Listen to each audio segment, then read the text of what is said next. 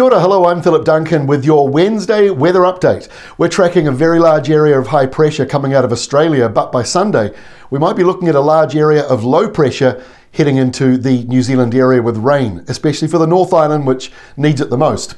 On the animated wind map, you can see that really big, powerful high pressure zone stretching up to the tropics and down into the Southern Ocean. Now, over the next couple of days, this high is going to change shape a little more and stretch further north to south. Now, the more it does that, the more it reaches down into the Southern Ocean area and scoops up that cold air. That's what we're going to see over Wednesday and Thursday around the South Island in particular, but really all of New Zealand's got a temperature change coming. And then we've got this stormy system here leaving Western Australia, but that's also likely to fall apart as it moves into, say, around Adelaide tomorrow. So we've got some windy weather moving in tonight. As that southerly change starts to arrive and we get that colder airflow arriving in the South Island, it will come with a burst of windy south to southwest winds. They might even be a little bit more westerly over here for a time.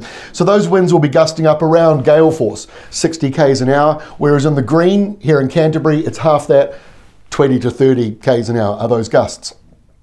So lunchtime Wednesday, you can see that blue line. That's indicating the colder air coming through. In comes that southerly, and so it is definitely a colder day as we go through Wednesday in the South Island. Notice most of New Zealand, though, has the southerly or southwesterly airflow, so many places will be a bit cooler, but it's especially colder in that lower part of the South Island. Also note the low falling apart here near Adelaide, and we've still got those easterlies coming through around Queensland and even a little bit hugging the coast of New South Wales. So this is the air temperature map from our friends at predictwind.com. This is going from lunchtime Wednesday through to lunchtime Thursday, or sorry, Wednesday evening really. What you'll notice here is that starts to animate at this point that this purple indicates 0 degrees, and then as we go in towards Thursday morning, that shrinks a little bit into the mountains. But the blue and the purple on the scale here, 0 to 3 degrees. So this is definitely a colder Thursday on the way.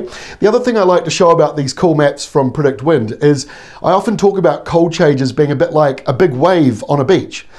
How far up the beach does the wave go? Well, in this case, this southerly change, you can see that sort of line there. That's about it. It comes up to around about Auckland, and then it will retreat back again. So that's how far north this current cold change will be going on Thursday.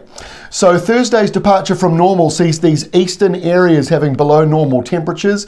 On the western side, it's actually still quite mild, but the eastern side of New Zealand on Thursday will definitely be coolest. And this is the Thursday map.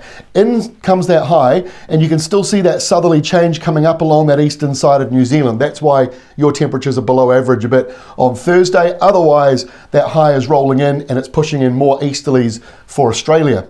As we get to the end of the week, no real change. The high is in charge, frosty mornings in both islands, and then a fairly nice afternoon on the way is quite likely. A few showers linger just along that eastern side on Friday.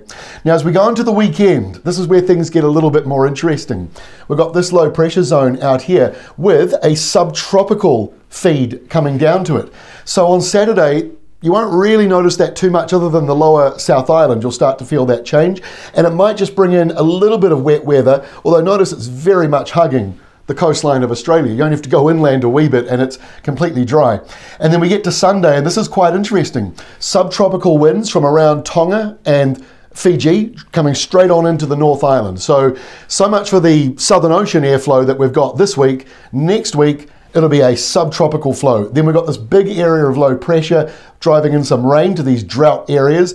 And then behind it, another low coming into South Australia. That's going to cross over Victoria and Tasmania, likely to join forces with this area of low pressure, driving in more rain for New Zealand and southern parts of Aussie as we go into next week. So it's a typical end of autumn weather pattern, to be honest with you.